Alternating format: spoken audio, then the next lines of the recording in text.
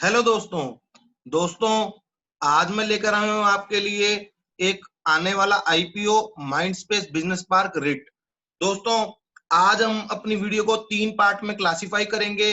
पहले पार्ट जो कि बहुत ही नॉलेजेबल है, उसके अंदर हम जानेंगे रिट होता क्या है और इसमें हमने डिटेल जानकारी इसके बारे में कलेक्ट करेंगे। दूसरे पार्ट में दोस्तों हम जानेंगे कि जो हमारा आईपीओ है माइंडस्पेस बिजनेस पार्क रिट का, उसके बारे में हम डिटेल में जानेंगे। तीसरे पार्ट में हम दोस्तों जानेंगे हमारे को इसके अंदर इन्वेस्ट करना है या नहीं करना, या ये आईपीओ किन लोगों के लिए आया है और कौन लोग इसके अंदर बेस्ट सुटेबल बैठते हैं।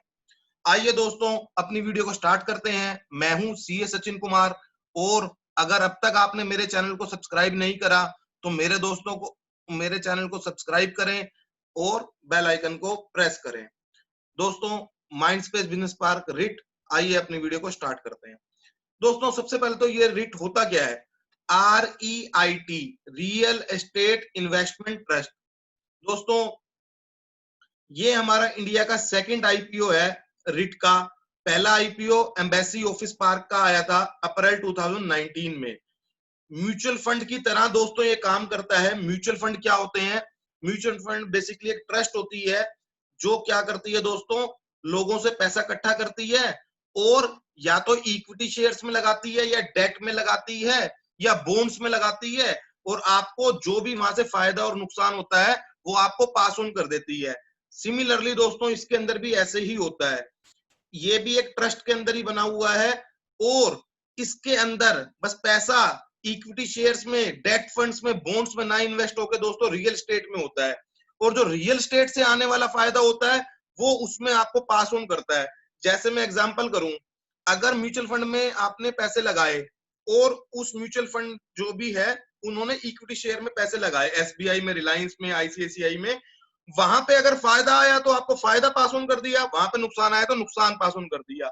सिमिलरली दोस्तों, इसके अंदर होता है जो भी रियल एस्टेट में पैसा आएगा उसका जो रेंट है वो रेंटल पार्ट आपको दे दिया जाएगा, और उसका जो प्रॉपर्टी का एप्रिसिएशन है वो आपके शेयर के रूप में तो है, वो फ्लक्चुएट करता ही रहेगा। दोस्तों, रिट होता क्या है उसके बारे में एक बार हम थोड़ा सा डिटेल में स्टडी करते हैं। दोस्तों, जो रिट होते हैं उसकी कुछ कंडीशन होती हैं। Income dividends 90% of distributable cash at least twice a year, मतलब जो भी इसके अंदर कमाई आती है दोस्तों 90% इनको बांटनी होती है कम से कम ईयर में 2 बार। ठीक है दोस्तों। और इसके अंदर अगर हम बात करें तो डाइवर्सिफिकेशन, दोस्तों इसके अंदर रिस्क को लोअर करने के लिए at least 80% of the assets will have to be invested into revenue generating and completed projects. मतलब ऐसा नहीं है कि इन्होंने 100 रुपए कलेक्ट करे और एक नया प्रोजेक्ट बन रहा था उसके अंदर 70 रुपए डाल दिए और वो पता नहीं प्रोजेक्ट 2 साल में बने, 10 साल में बने, 15 साल में बने, या कोई लिटिगेशन में पड़ जाए तो आपका पैसा फंस जाए। ऐसा नहीं है दोस्तों। 80% एसेट्स का इनको कहां डालना पड़ता है? जो कंप्लीटेड प्रोजेक्ट्स हैं, मतलब जिनसे इमीडिएट रेवेन्यू आनी स्टार्ट हो जाती है। The remaining 20% include under construction projects, equity share of the listed property, mortgage-based securities, equity share that drive a minimum of 70%, 75% of the income from the government securities or GSECs, money market instruments, cash equivalents and real estate activities. मतलब दोस्तों majorly part तो उन projects में लगेगा जो कि complete हो चुके हैं, जहां से आपको रेगुलर इनकम आनी स्टार्ट हो जाएगी।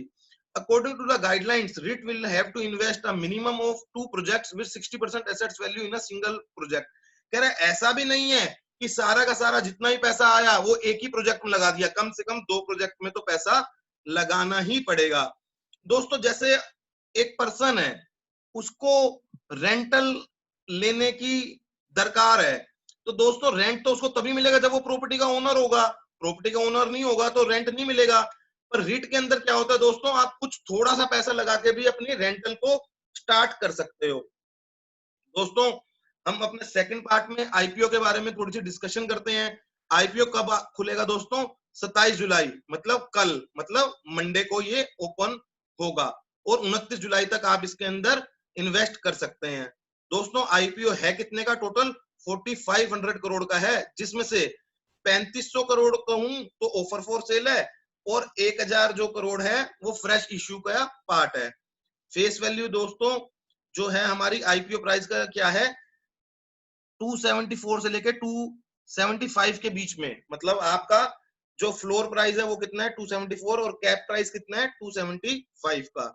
मार्केट लोट जो है वो 200 शेयर्स का है दोस्तों, और जो इसकी फाइनलाइजेशन और बेसिस ऑफ अलॉटमेंट है वो 6 तारीख को होगी, रिफंड आपको 7 को आ जाएगा, और जो लिस्टिंग डेट है वो 12 अगस्त की है दोस्तों। 200 रुपए का मतलब 200 शेयर का लोट है, और एक के अंदर हमारे 275 इक्विटी शेयर आते हैं, तो टोटल कितने हो गए दोस्तों 55,000 का एक जो है लोट का प्राइस हो गया दोस्तों। 75% पोर्शन जो है वो रिजर्व रखा गया है इंस्टीट्यूशनल इन्वेस्टर्स के लिए, और नॉन इंस्टीट्यूशनल इन्वेस्टर्स जो हैं या कह दें कि रिटेल इन्वेस्टर्स जो हैं वो 25% नेट ऑफर का पार्ट है।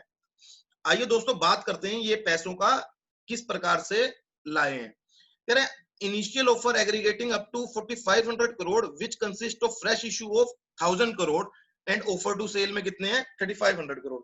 The money raised via IPO proceeds will be utilized for partial or full prepayment of schedules, repayment of certain debt facility of the asset SPVs availed from banks, financial institution। कह रहा जी loan को उतारेंगे, जो भी हमारे sir पे उतार है उसको उतार के हम डेट फ्री कंपनी बनना चाहेंगे, जो कि जैसे मैंने आपको अपनी लास्ट वीडियो में बताया था, एक राजा होता है उसको प्रजा फॉलो करती है, ऐसे ही एक रिलायंस कंपनी जिसने डेट फ्री होने का ठाना, तो तभी से सबके माइंड में आ गया कि भाई हम डेट के बर्डन को क्यों लें, क्यों ना हम अपनी इक्विटी को बेच के अपना जो है डेट के बर्डन को कम करके डेट फ्री कंपनी बन जाए। दोस्तों अब तक इसके अंदर कितनी कितनी इन्वेस्टमेंट आ चुकी है एक बार हम वो देखते हैं। एंकर इन्वेस्टर्स जो है कितने कितने लगा चुके हैं।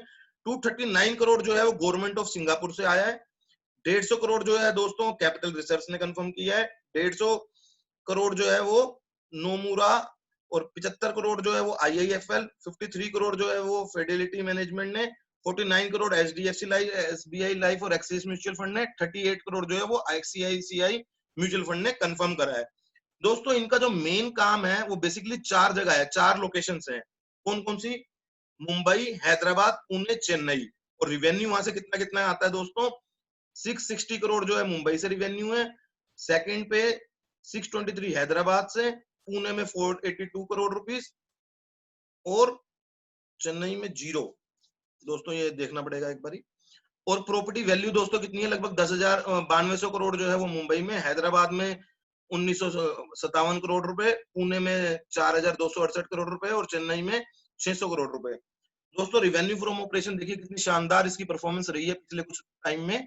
रिवेन्यू फ्रॉम ऑपरेशन देखिए 2018 में 1263 करोड़, जो कि बढ़ के 1431 करोड़ हो गई और 1766 करोड़ रुपए हो गई। इसी प्रकार से अदर रिवेन्यू में भी अच्छी ग्रोथ है। CAGR देखिए दोस्तों बेहतरीन आ रही है इसकी। और अगर हम बात करें फाइनेंस कॉस्ट की, जिसको चुकाने के लिए ये जो है कुछ पैसे को उठा रहे हैं, 468 करोड़ रुपए, 446 और 511। दोस्तों पैट देखें अगर हम, पैट बिफोर माइनॉरिटी इंटरेस्ट, तो वो भी हमारा बेहतरीन है, 161 करोड़, 515 करोड़ और 513 करोड़। दोस्तों इसका मैंने आपको ये चार्ट स्ट्रक्चर भी दिया कि किस किस पार्ट से कितना कितना रिवेन्यू आ रहा है। मुंबई रीजन में इनकी 4 प्रॉपर्टीज हैं, हैदराबाद में 2 हैं, पुणे में 3 है, चेन्नई में 1 है, और किस किस पार्ट से उनका कितना कितना जो है डिस्ट्रीब्यूशन है, डिवीजन है, वो सारा इसके अंदर दिया गया है। दोस्तों सबसे इंपॉर्टेंट बात इसमें हमारे को करना क्या है, इस इन्वेस्टमेंट में, इस IPO में हमारे को इन्वेस्ट करना है या अवॉइड करना है। दोस्तों मेरा ये मानना है कि इसमें note big listing gain like 50% और लाइक रोजारी बायोटेक। इसके अंदर आप जब IPO में इन्वेस्ट करेंगे तो आपको ऐसा नहीं है कि जो भी ये इसका प्राइस बैंड है उससे डायरेक्ट 50%, 80% या डबल पे खुलेगा, ऐसा नहीं होगा। दोस्तों ये उन लोगों के लिए एक बेहतरीन IPO सिद्ध होगा जिनको रेगुलर इनकम की दरकार है, मतलब जो चाहते हैं कि हमारे पास से कुछ रेगुलर इनकम आता रहे। जैसे कि मैंने आपको बताया था कि 90% पैसा इनको बांटना ही होता है, 90% इनको जो भी इनका रेंटल इनकम आता है वो डिस्ट्रीब्यूट ही करना होता है आफ्टर एक्सपेंसेस। तो दोस्तों ये एक रेगुलर इनकम वालों के लिए बहुत अच्छा IPO है, या ये उन लोगों के लिए बहुत अच्छा IPO है जो डाइवर्सिफिकेशन चाहते हैं अपना पोर्टफोलियो का, जिनका थोड़ा सा बड़ा पोर्टफोलियो है, लाइक 20 लाख, 30 लाख, 50 लाख का पोर्टफोलियो है, और वो अपने पोर्टफोलियो में डाइवर्सिफिकेशन चाहते हैं। वो ये चाहते हैं कि हमारे को कुछ ऐसे प्रोडक्ट में भी पैसा लगे जहां से रेगुलर इनकम आ सके, और वो रियल एस्टेट के अंदर जो है पैसे को इन्वेस्ट कर सके विदाउट ओनिंग अ प्रॉपर्टी। मतलब आपको प्रॉपर्टी को खरीदना नहीं है, जस्ट आपने उसकी ट्रस्ट के अंदर जो है पैसे इन्वेस्ट कर दिए, जहां से आपको रेगुलर इनकम जो है वो जनरेट हो सके। और दोस्तों, आप अगर इसके अंदर लिस्टिंग गेन के लिए, मैं ये नहीं कह रहा कि लिस्टिंग गेन नहीं आएंगे, मैं ये कह रहा हूँ लिस्टिंग गेन आ सकते हैं, पर जो लिस्टिंग गेन अगर आएंगे तो वो 50%, 70%, 80% नहीं होंगे, वो एक लिमिटेड क्राइटेरिया के अंदर ही होंगे। आप एक लोट के साथ इसके अंदर अप्लाई कर सकते हैं। और मैंने आपको ये भी बता दिया कि जो लोग अपने डाइवर्सिफिकेशन चाहते हैं पोर्टफोलियो का, उनको लिए ये बहुत अच्छा ही आईपीओ सिद्ध होने वाला है। दोस्तों, वीडियो अच्छी लगी हो तो लाइक करें, शेयर करें, सब्सक्राइब करें। धन्यवाद दोस्तों।